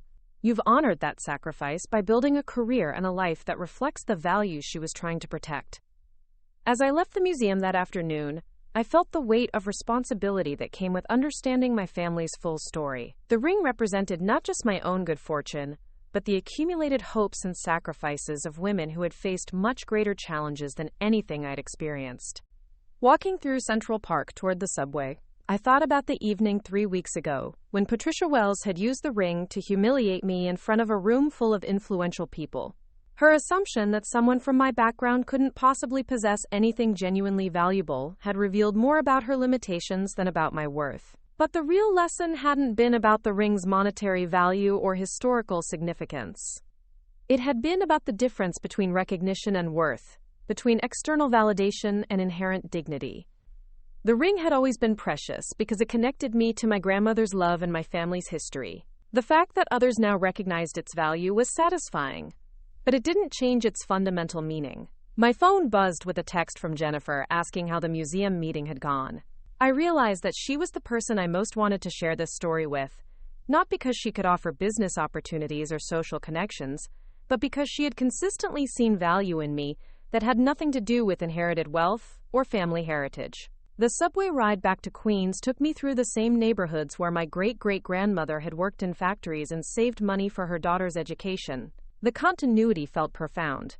I was following the same routes, pursuing the same goal of building a better life through hard work and determination. That evening, I called Kate to share Dr. Ashford's findings, but our conversation quickly moved beyond the historical details to discuss what the discoveries meant for my future. The ring had opened doors, but I was still the same person who had to walk through them. The connections to Spanish nobility were fascinating, but they didn't change the fact that I'd built my career through my own efforts and capabilities. The best part of this whole story, Kate said as our conversation wound down, is that you never let anyone make you ashamed of who you are or where you come from. You wore that ring with pride, even when people mocked it. And you stood up for yourself, even when it would have been easier to hide. As I prepared for bed that night, I looked at the ring one more time before placing it in its velvet box. Tomorrow, I would wear it to work as I had every day since the gala, not because it was valuable, but because it reminded me of the strength I'd inherited from generations of women who had faced impossible circumstances and found ways to thrive. The ring would bring new opportunities and new challenges into my life, but it had already accomplished something more important. It had shown me that worth doesn't require external validation, and that the most precious things are often hidden in plain sight, waiting for someone with the wisdom to recognize their true value. The story that had begun with a velvet box in a lawyer's office had become a journey of discovery that connected me to centuries of family history and revealed truths about resilience, dignity, and the power of staying true to yourself even when others fail to recognize your worth. In the end, the ring's greatest value wasn't its connection to Spanish nobility or its monetary worth. It was the reminder that I came from women who had preserved what mattered most through generations of change and challenge, and that their strength lived on in every decision I made to honor their legacy through my own courage and authenticity. 6 months after that transformative evening at the Riverside Grand Hotel, I found myself standing in the conference room of Hamilton Insurance, leading a presentation to our largest potential client. The morning sun streamed through floor-to-ceiling windows, casting light across polished mahogany surfaces, and the assembled group of executives who represented a multi-million-dollar commercial account that could reshape our company's future. The ring caught the light as I gestured toward the projection screen, its ancient silver gleaming with the same quiet dignity it had always possessed. But now I wore it with a different kind of confidence, understanding that its value had never depended on other people's recognition.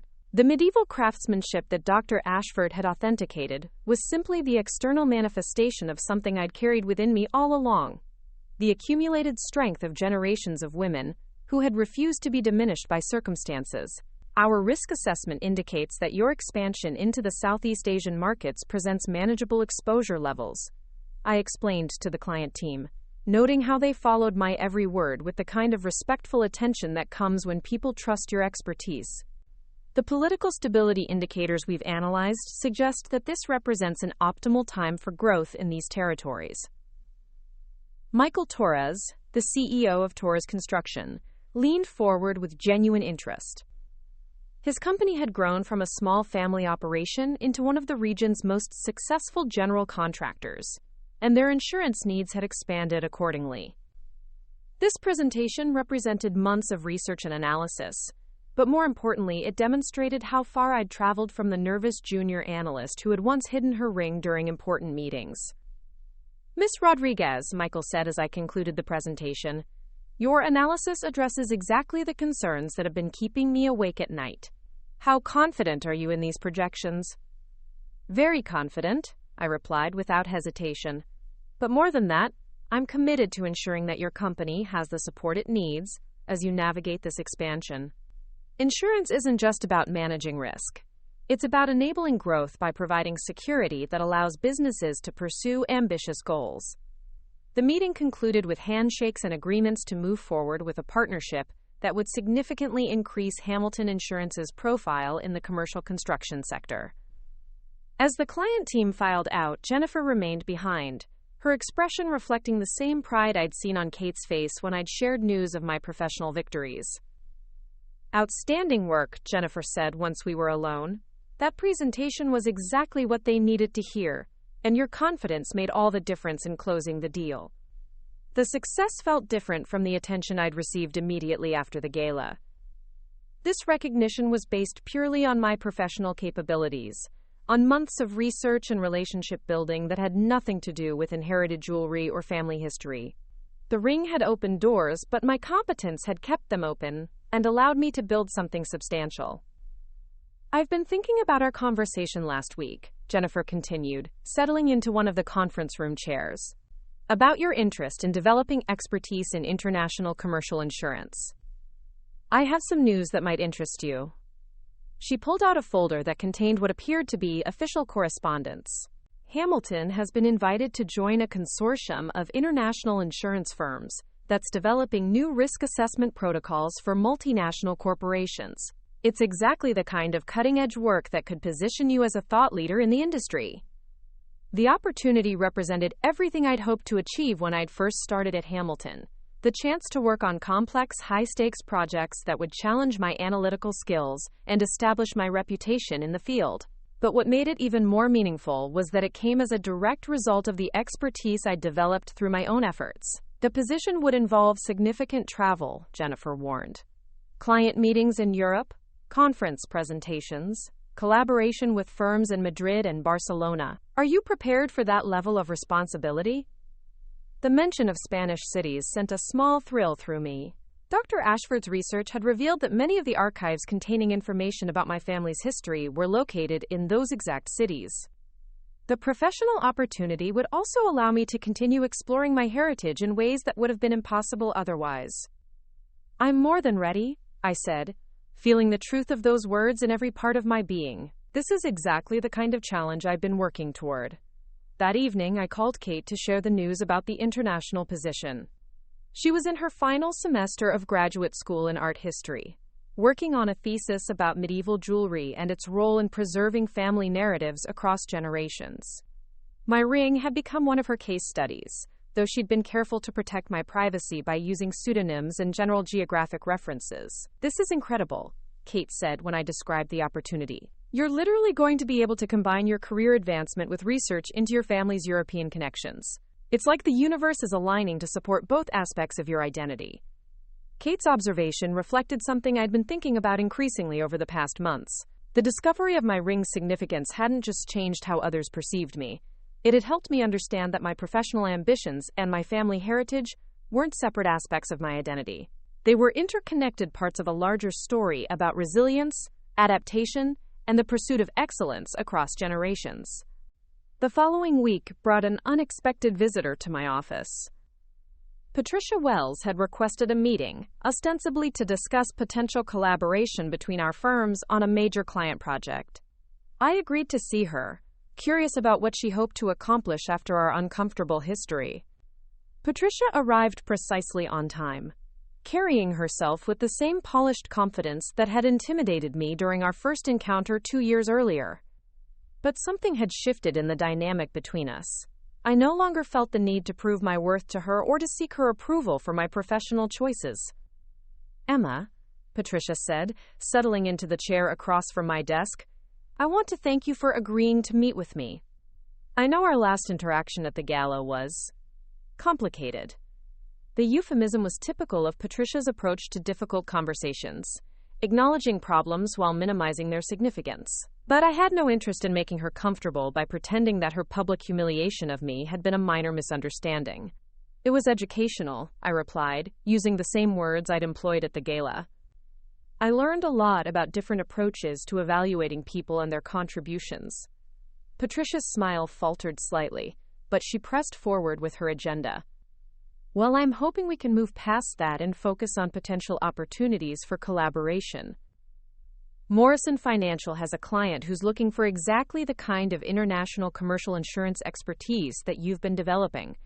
The offer was substantial, a partnership that could provide significant revenue for Hamilton Insurance and high-profile exposure for my growing specialty in international risk assessment. Under normal circumstances, it would have been difficult to refuse such an opportunity.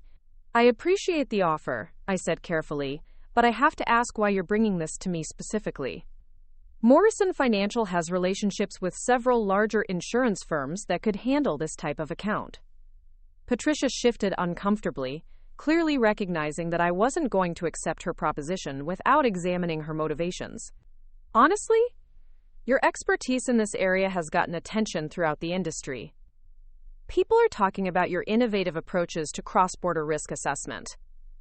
"And when did Morrison Financial start valuing my expertise?" I asked directly. Because I seem to remember being told that I lacked the sophistication necessary to work with high-net-worth clients. The question hit its mark. Patricia's composed expression cracked slightly, revealing the discomfort of someone being forced to confront their own prejudices and poor judgment. "I may have misjudged your potential during our initial interview," Patricia admitted reluctantly. "Sometimes first impressions don't capture someone's full capabilities." The admission was as close to an apology as I expected to receive from Patricia, but it wasn't enough to overcome my fundamental concerns about working with someone who had revealed such problematic attitudes about class and worth. "I appreciate your honesty," I said, "but I don't think our firms are aligned in terms of values and approach to client relationships. I'm committed to working with organizations that evaluate people based on their capabilities rather than their backgrounds." Patricia left my office without securing the partnership she'd sought, but I felt no satisfaction in turning down the opportunity. The interaction had simply confirmed what I'd already understood, that some professional relationships weren't worth pursuing regardless of their potential financial benefits. That afternoon, Dr. Ashford called with exciting news about her ongoing research into my family's history.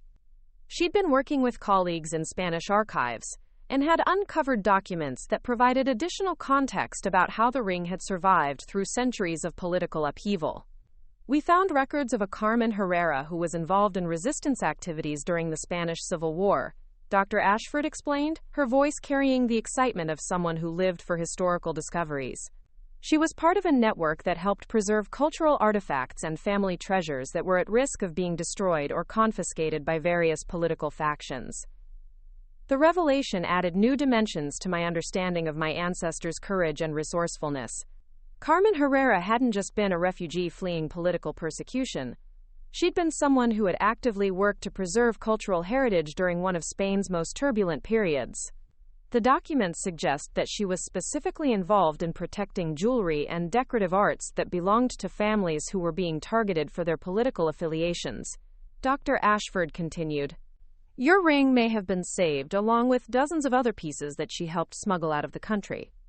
The idea that my great-great-grandmother had been part of a broader effort to preserve Spanish cultural heritage gave me a new perspective on the responsibility that came with possessing the ring. It wasn't just a family heirloom. It was a piece of history that had been deliberately saved from destruction by people who understood its importance to future generations. "There's more," Dr. Ashford added. "We found immigration records that indicate Carmen Herrera continued her cultural preservation work after arriving in New York. She was involved with organizations that helped Spanish refugees maintain connections to their heritage while adapting to American life." The information helped me understand why my grandmother had been so insistent about wearing the ring with pride despite other people's lack of understanding. She'd been raised by women who had risked their lives to preserve cultural treasures, who had understood that some things were worth protecting regardless of immediate practical considerations.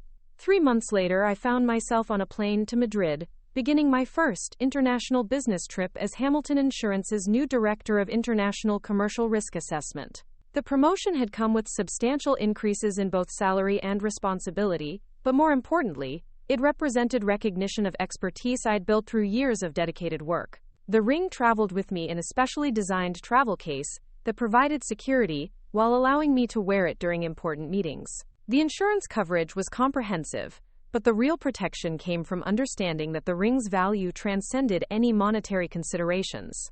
My first meeting in Madrid was with executives from Seguros Iberia, one of Spain's largest insurance companies. As I walked into their conference room, I thought about Carmen Herrera walking through these same streets nearly a century earlier, carrying precious objects that represented centuries of family history.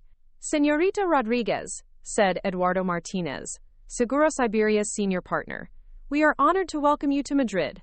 Your reputation for innovative risk assessment has preceded you."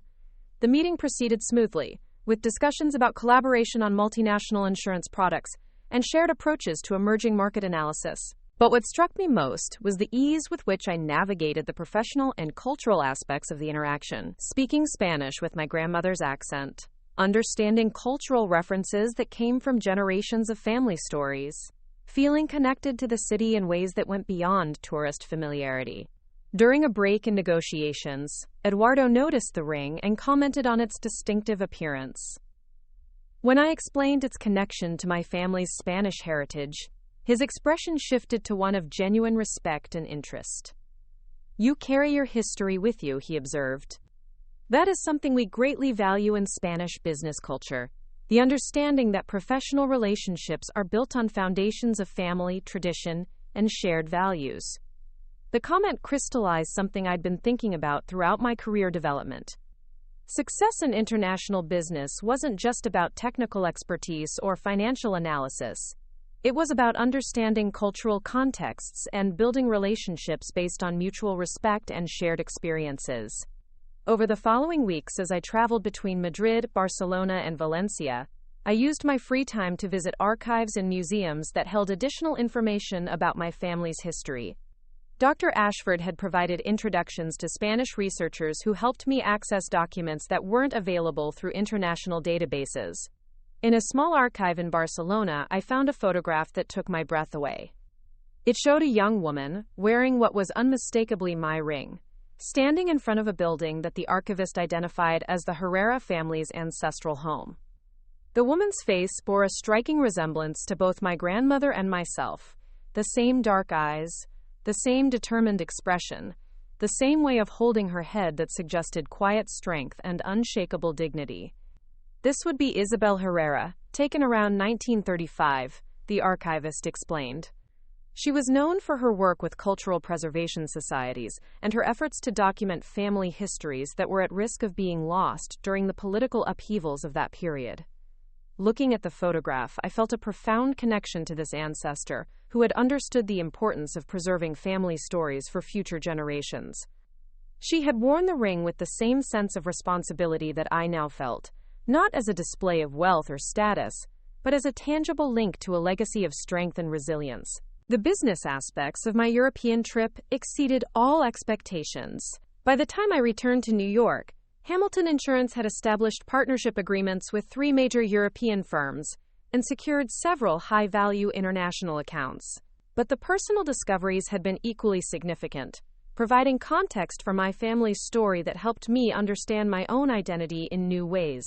Jennifer met me at the office on my first day back, eager to hear about both the professional outcomes and the personal discoveries. As I described the successful negotiations and the historical research, I realized how much my confidence and sense of purpose had evolved since that evening at the gala. "The most important thing I learned," I told Jennifer, "is that excellence is often about honoring the best of what came before you while building something new for the future." My ancestors preserved this ring not because they were looking backward, but because they were preparing forward-thinking women to carry their values into new circumstances. That evening, I had dinner with Kate at the same restaurant where we'd celebrated my promotion 6 months earlier. She was finishing her graduate thesis and had been accepted into a prestigious museum studies program that would allow her to pursue her own dreams of working with historical artifacts and cultural preservation. "You know what I love most about your story?"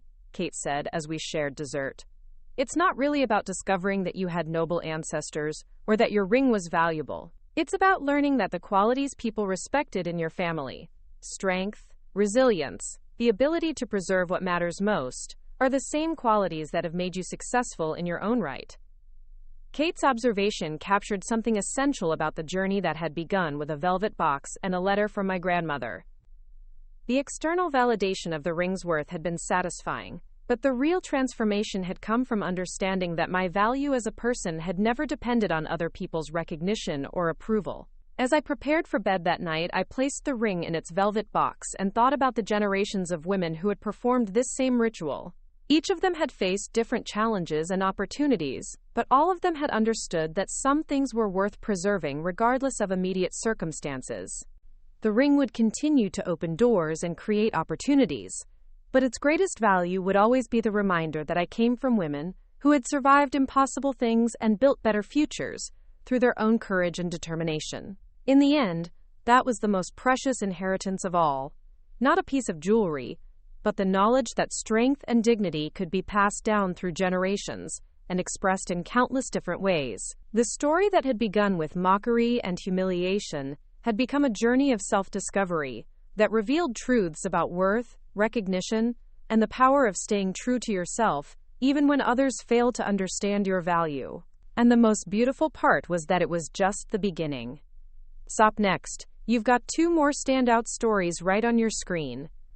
If this one hit the mark, you won't want to pass these up. Just click and check them out.